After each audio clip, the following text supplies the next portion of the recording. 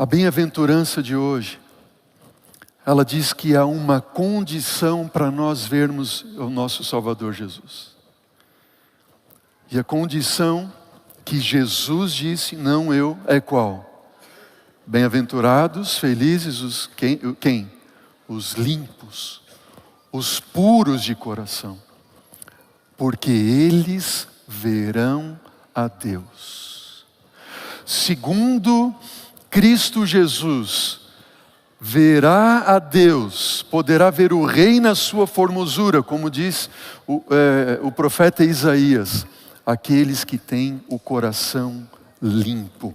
Tenho eu um coração puro, um coração que não pensa nas coisas deste mundo, mas pensa nas coisas do alto. Um coração que não é dividido, mas é completamente rendido ao Salvador. Mais que felizes são os que têm este coração, porque eles verão a Deus. Amém? Aí você pergunta assim, mas pastor, está difícil para eu ver a Deus desse jeito. Porque meu coração é pecaminoso. Meu coração é falho. Meu coração é dividido. Um coração puro é o que Deus faz por mim ou o que eu devo fazer por mim, limpar o meu coração. Não é uma coisa ou outra, mas são as duas coisas.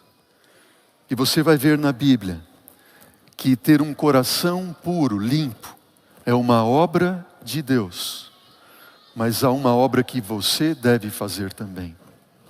Primeiro, o coração puro é o que Deus faz por nós. Veja, o próprio Davi, quando ele cai em si do pecado que havia cometido, ele fala no Salmo 51, ele diz, Senhor, Deus, cria em mim o quê? Um coração puro, renova dentro de mim um espírito inabalável. É algo que Deus faz e nós devemos clamar e pedir, Senhor, dá-me um coração puro. Renova dentro de mim, dando-me um espírito inabalável. João, o apóstolo do amor, lá na sua primeira carta, no capítulo 1, versículo 9, ele disse o quê? Ora, se você tem pecado, se você tem um coração manchado de pecado, o que ele disse? Se nós confessarmos os nossos pecados, Deus, Ele é fiel e justo para nos perdoar dos pecados e fazer o que mais? E nos purificar de toda injustiça, amém? Primeiro, o coração puro é um milagre da graça, um milagre de Deus. Senhor, cria em mim, tira de mim o coração de pedra, põe coração de carne, tira de mim as impurezas, perdoa o meu pecado. Senhor, limpa a minha vida de maldade. É uma obra que Deus faz em nós, que Deus faz por nós, melhor dizendo. E esta obra que Deus faz por nós é a obra da justificação. Ser justificado é ser perdoado. Ser justificado, você é justificado e perdoado no momento que você pede perdão. Amém? Você tem pecado? Você confessou o teu pecado? Nenhuma condenação há para aqueles que estão em Cristo Jesus. Amém? E nas bem-aventuranças, nós vimos ali que as 4 primeiras bem-aventuranças têm que ver com a justificação, com algo que Deus faz por nós e que fez por nós. Quem é justificado senão os pobres de espírito? Porque eles reconhecem que nada são sem Deus. Quem é justificado senão aqueles que choram ao olhar para si e ver a miséria da sua vida de pecado? Quem é justificado senão os mansos que sentem uma tristeza profunda por seus pecados, por sua completa falência espiritual?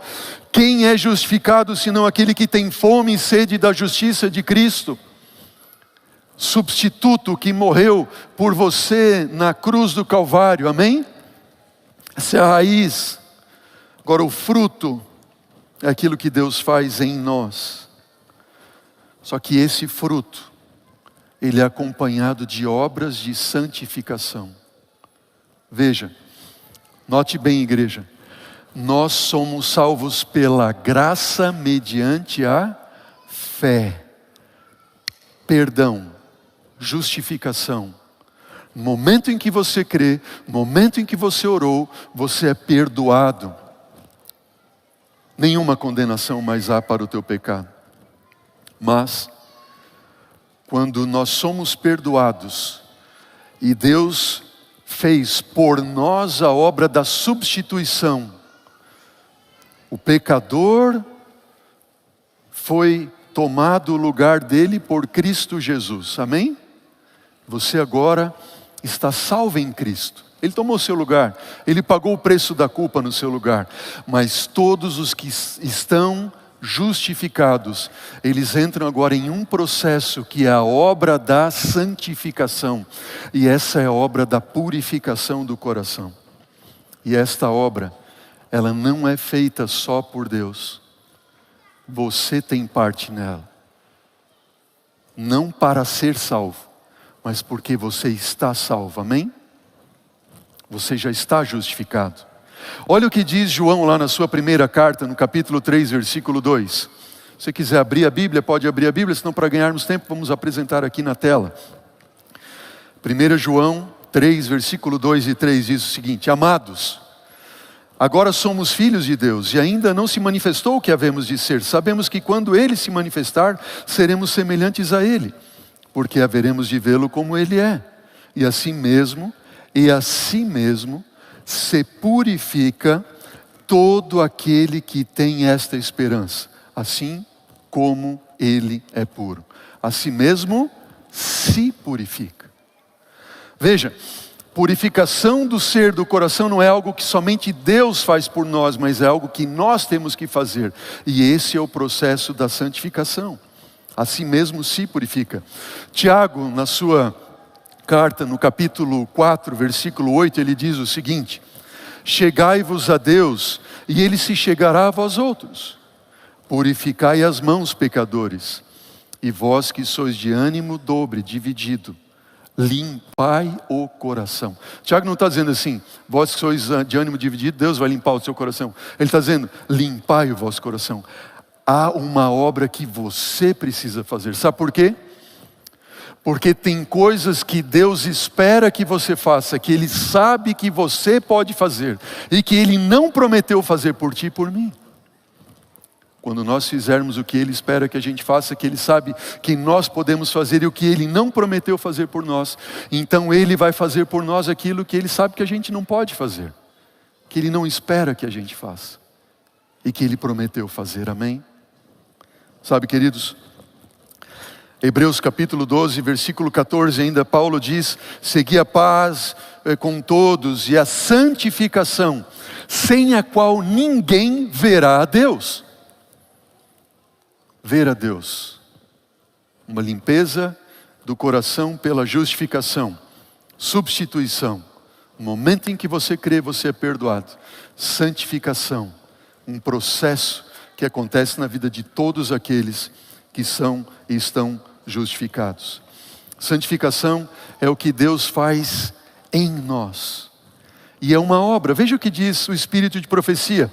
Testemunhos para a Igreja, volume 4, página 611. Diz assim: maus hábitos não são vencidos por um simples o que, igreja? Ou seja, eu tenho que me esforçar para vencer maus hábitos. Não para ser perdoado, entenderam bem? Mas uma vez que eu sou perdoado, eu continuo lutando para eu vencer e ser liberto da escravidão do pecado. Isso requer esforço. O próprio eu diz o quê? O próprio eu é dominado unicamente através de longa e severa luta. Há uma luta. Ellen White ainda diz no livro Fé e Obras o seguinte: a santificação não é uma obra instantânea, mas progressiva. Vejam, queridos, do nosso coração, disse Cristo Jesus, procedem maus pensamentos, do nosso coração procedem os homicídios, adultérios, prostituição, furtos, falsos testemunhos, blasfêmias. Mateus capítulo 15, versículo 19. Por isso que Salomão disse: sobre tudo o que se deve guardar. Guarda o quê? Guarda o teu coração, porque dele procedem as fontes da vida. Uma obra que Deus faz em nós e que nós também devemos fazer. Mas ainda tem uma outra pergunta e uma última pergunta que nós fazemos. Quando Jesus disse assim, felizes são aqueles que têm o coração limpo, puro, porque verão a Deus, Jesus estava se referindo a todo e qualquer pecado ou Jesus estava se referindo a algum pecado em específico? E agora vem uma descoberta tremenda, é que Jesus está se referindo a um tipo específico de pecado. Que pecado é este? Bom, quem revela para nós é o próprio Cristo Jesus. Eu quero que você abra a sua Bíblia agora, se já está com ela aberta, em Mateus, no capítulo 5. E eu tenho mencionado para vocês que para cada bem-aventurança, Jesus faz um desenvolvimento ou uma explicação no decorrer do Sermão do Monte, ok? E o texto paralelo, ou intertexto desta bem-aventurança, está em Mateus capítulo 5, versículo 27. Você que está com a Bíblia aberta, Mateus 5, leia comigo, versículo 27. Jesus disse assim, ouvistes o que foi dito? Não adulterarás? Eu, porém, vos digo, qualquer que olhar para uma mulher com intenção impura no coração, já adulterou com ela. Olha para mim, igreja. Jesus usou o exemplo de um homem olhando para uma mulher com intenção impura, certo? Ouviste o que foi dito, não adulterem, certo? Mas eu quero dizer para vocês o seguinte, qualquer um que olhar para uma mulher com intenção impura, já no seu coração adulterou com ela. Nós poderíamos aplicar a uma mulher que também olha para um homem com intenção impura? O que você acha, sim ou não? O princípio é o mesmo. Vale para o homem, também vale para a mulher.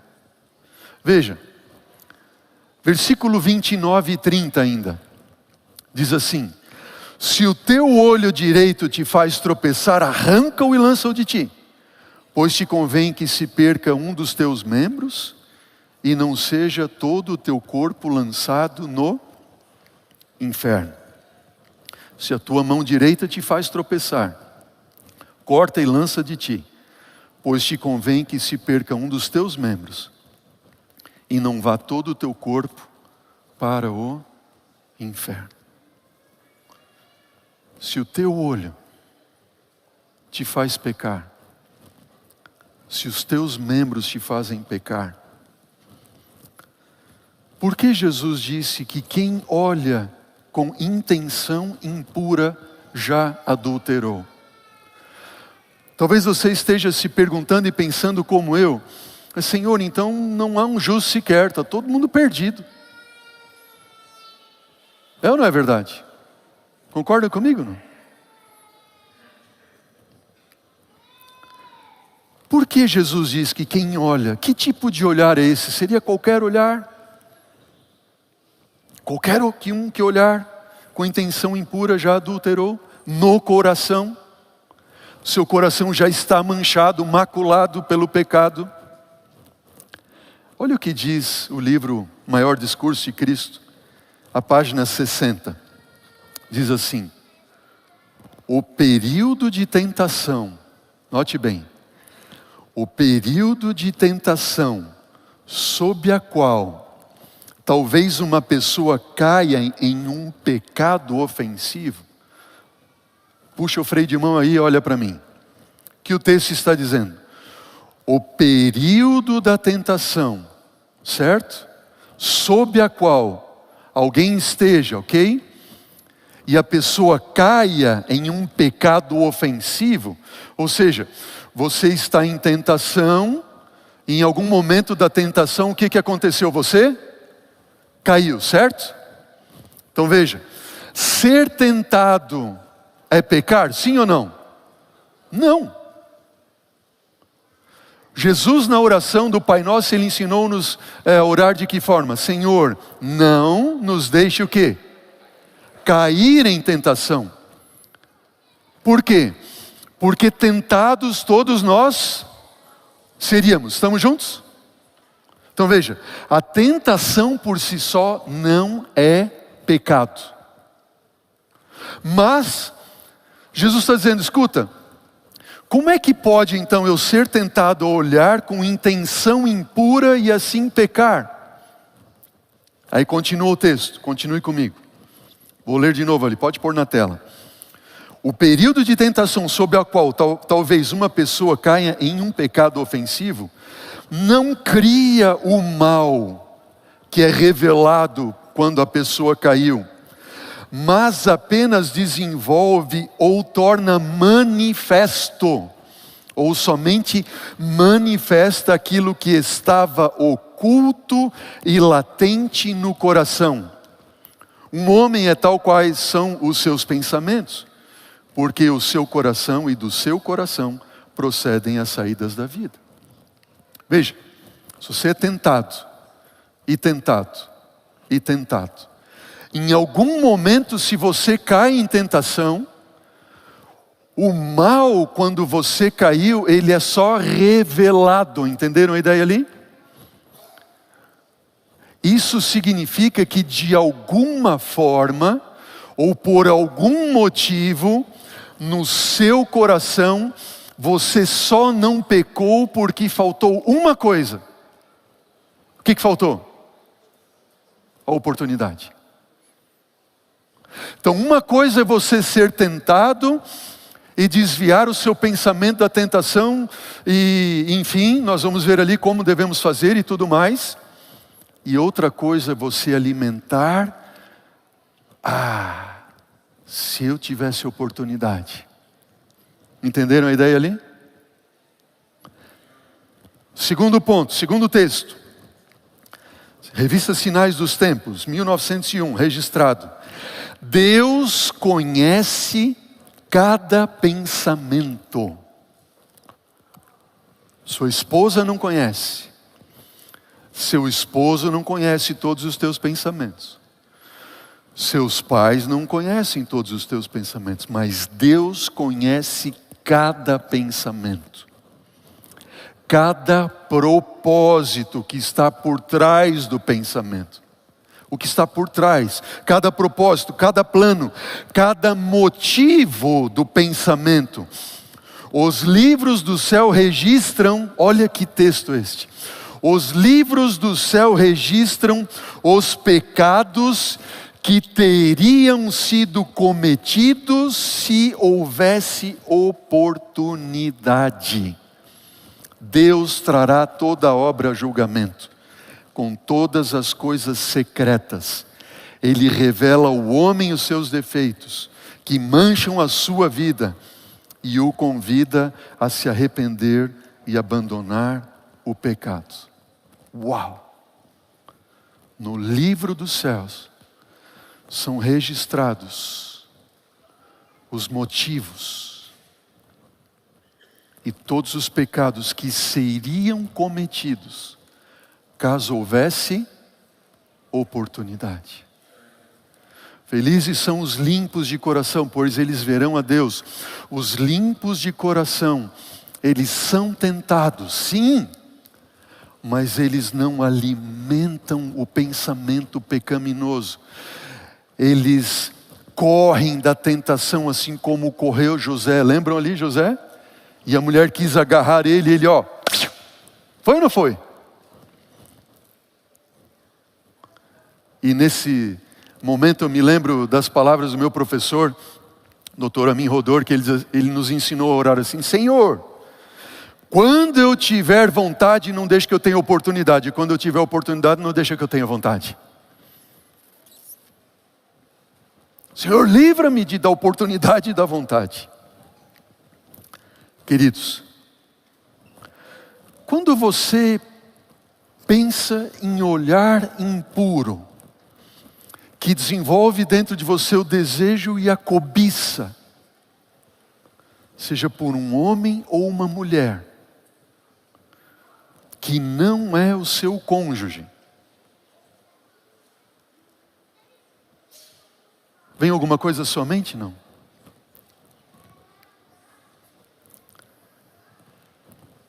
Provérbios, Salomão, ele disse assim no Provérbios 28, versículo 19. Salomão disse assim: quem lavra a sua terra terá comida com fartura, mas quem persegue fantasias se fartará de miséria. Fantasias. Sabe qual é o grande mal que existe, que destrói a vida do ser humano, e os limpos de coração não caem nesse mal? Da cobiça dos olhos? É a pornografia. Concordam comigo ou não? Balança a cabeça assim ou assim. Você cobiça algo que não te pertence. A pornografia. Muitos pastores concordam que o apego pornográfico é a dependência mais prejudicial para a sua congregação. E ainda assim, em uma pesquisa conduzida em 2002, 30% dos pastores viram a pornografia na internet nos últimos 30 dias. E mais da metade fizeram isso no ano passado. Há 20 anos atrás. Está falando de pastores. Imagina os membros. De acordo com uma pesquisa feita em agosto de 2006, 20% das mulheres sofrem de dependência pornográfica. E eu achei aqui no portal do UOL, um estudo que diz que o consumo de pornografia na pandemia aumentou 60%. Quanto que aumentou os divórcios? Quanto que aumentou a miséria nos lares? Na mesma proporção ou mais do que a pornografia. Queridos, talvez um dos maiores ou piores males que nós temos e que o diabo faz nos cair é a pornografia. Felizes são os limpos de... estes verão a Deus. Agora, a impureza do olhar, da lascívia, da sensualidade, de toda sorte de perversão sexual, é idolatria, segundo a Bíblia. Não é o que eu penso, não é o que eu acho, não é o que a igreja, mas é o que diz assim, diz o Senhor. E quando a gente vê que aqueles que começam a flertar com a pornografia, com esse tipo de conteúdo, eles entram numa espiral de degradação terrível. Olha o que diz Tiago, capítulo 3, versículo 15. Tiago diz assim: esta não é a sabedoria que desce lá do alto, pelo contrário, ela é terrena, animal e demoníaca. Veja, aqueles que não seguem a Deus, que não querem servir ao Senhor, que não se entregam, eles têm desejos terrenos e passam a ser desejos até animais. E você vê que a perversão da pornografia é pior do que muitas das piores das drogas, que geram um impulsos de dopamina no teu cérebro terrível, que você fica preso àquilo. Só que passa um tempo, você precisa de um estímulo maior e maior e maior, e você deixa de ver alguma coisa simples e passa a ver outra e outra e outra, e aí entra homossexualidade, bestialidade, e assim vai por diante.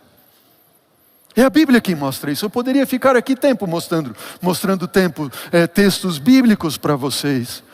Ó, queridos, e se torna animal, demoníaca a natureza. Eu quero dizer para você uma coisa. Se eu falo para alguém nessa manhã, em nome de Jesus, que está sendo escravo da pornografia,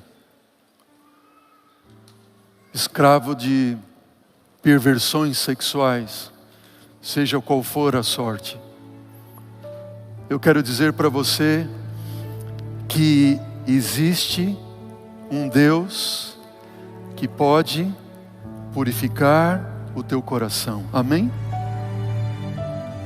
Mas tem algo que você precisa fazer, que Deus não vai fazer por ti. E eu quero deixar aqui com você alguns conselhos de Jesus. Primeiro conselho de Jesus está no livro de Provérbios, capítulo 5. E diz assim: bebe água da tua cisterna. Bebe água da tua cisterna. Provérbios 5, versículo 15 a 23. Das torrentes do teu poço derramar-se-iriam por fora as fontes, e pelas ruas os ribeiros de águas. Seja para ti somente, só para ti, e não para os estranhos contigo. Irmãs queridas, o homem é muito mais tentado ao visual do que a mulher. A mulher é mais pela palavra, o homem pelo visual. Deus te fez bela, mas Ele te fez bela para o teu esposo, amém? Não é para outro, não é para concorrer com outra. Ele te fez bela para o teu esposo, não é para outro.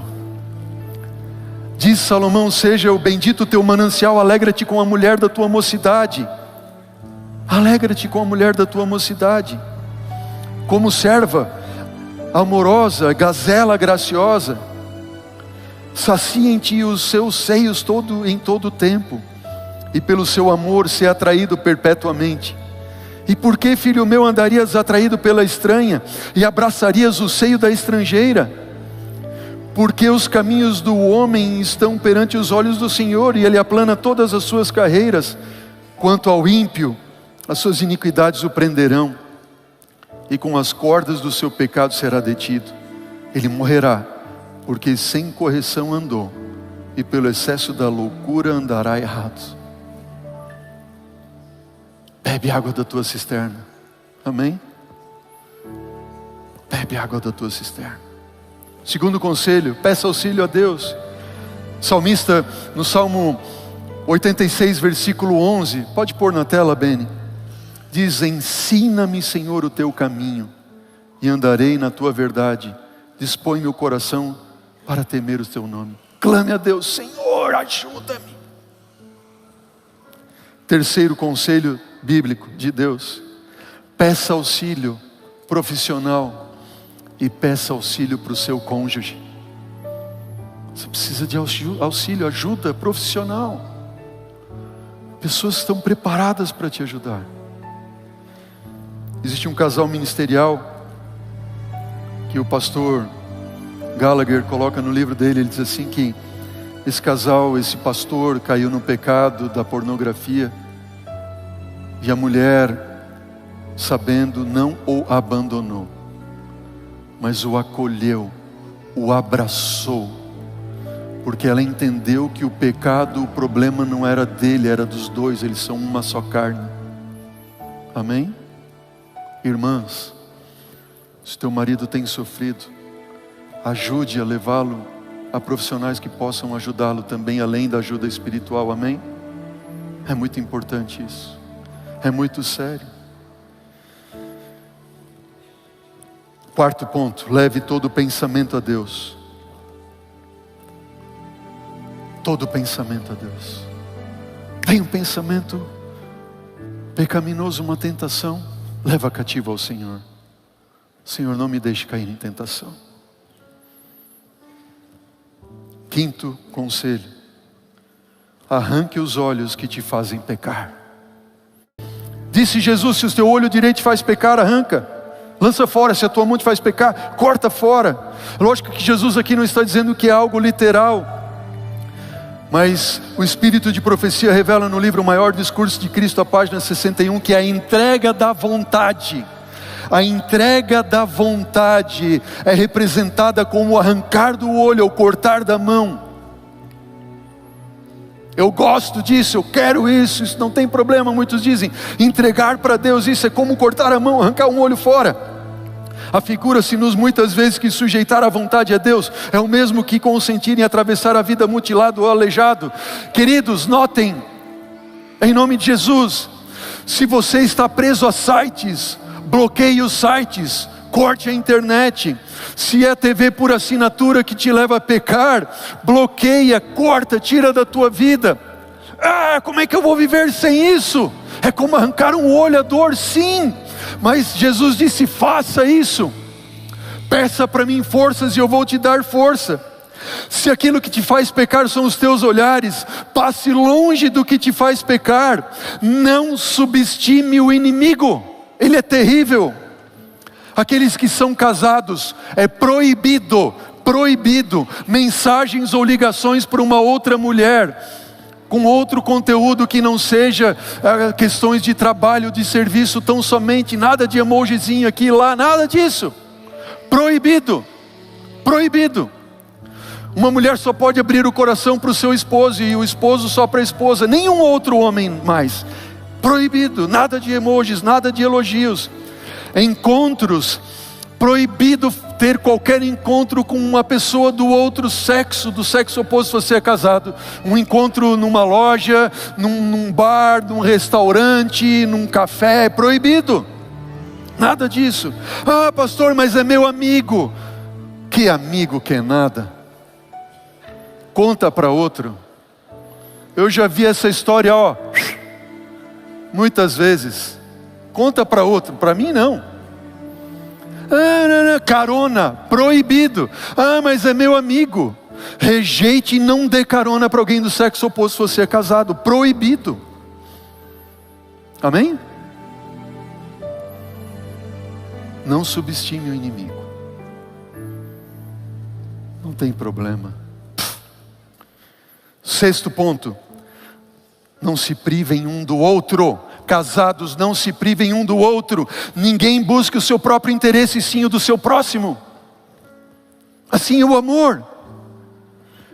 Coríntios, que o marido conceda à esposa, diz Paulo na primeira carta aos Coríntios capítulo 7, que o marido conceda à esposa o que lhe é devido, e também de igual modo a esposa ao seu marido. A esposa não tem poder sobre o seu próprio corpo, e sim o marido, e também de igual modo o marido não tem poder sobre o seu próprio corpo, e sim a esposa. Não se privem um ao outro, a não ser por mútuo consentimento e por algum tempo, para que se dediquem à oração, depois de retomarem a vida conjugal, para que Satanás não tente vocês por não terem domínio próprio. O teu corpo é da tua esposa, e o teu corpo, amigão, é dela, e o teu, querido, é dele. Não se privem. Mas o meu marido é um cachorro, não sei o que lá. Amigão, tem mulher que se sente violentada,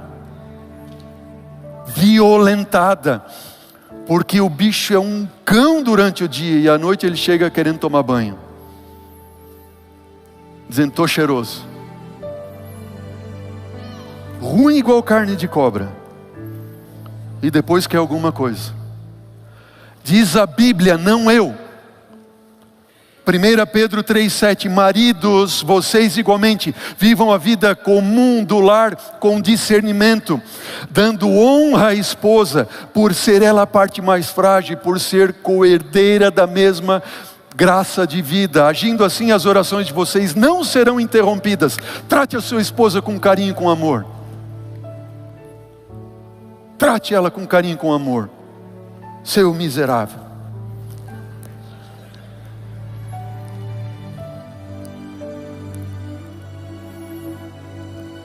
Sétimo e último conselho. Depois você assiste o vídeo aí, volta e anota. Último conselho. Busquem a santificação. Santifica-os na verdade, a tua palavra é a verdade. Busquem a Deus na sua palavra. Amém? A palavra santifica. A palavra santifica. Diz Paulo aos Coríntios assim, ou vocês não sabem, último texto bíblico dessa manhã, 1 Coríntios 6, versículo 9. Ou vocês não sabem que os injustos não vão herdar o reino de Deus? Não se enganem, nem imorais, nem idólatras, nem adúlteros, nem efeminados, nem homossexuais, nem ladrões, nem avarentos, nem bêbados, nem fofoqueiros, nem fofoqueiras, nem roubadores herdarão o reino de Deus. Alguns de vocês eram assim. Alguns de vocês eram ladrões, idólatras, adúlteros, efeminados, homossexuais, eram assim, eram ladrões, eram avarentos, alguns de vocês eram bêbados, eram maldizentes, alguns de vocês eram roubadores, mas vocês foram lavados, mas vocês foram santificados, vocês foram justificados, purificados em nome do Senhor Jesus Cristo e no Espírito de Deus, amém? Existe um ex-roubador. O que você faz para um ladrão deixar de ser ladrão? É a santificação. O que você faz para um bêbado deixar de ser bêbado, beberrão? É a santificação, é através do poder da palavra. O que você faz para um efeminado deixar de ser efeminado? Um homossexual deixar de... Não é torná-lo hétero, é santificá-lo, diz a Bíblia, não eu. Não eu. É o que a Bíblia diz. E a Bíblia coloca todos estes dentro do mesmo pacote. Beberrão, maldizente, fofoqueiro, igualzinho, mesmo jeito. E o que falta é a santificação, que vem pelo poder da palavra de Deus. Você gostaria de hoje ter um recomeço na sua vida? Você gostaria de hoje ter um recomeço, um ponto de recomeço na sua vida? Senhor, salva-me, Senhor, livra-me, Senhor, purifica o meu coração, Senhor, dá-me forças para fazer aquilo que eu tenho que fazer e eu não consigo fazer. Se você cair amanhã, levante, porque Deus está com o braço estendido para você.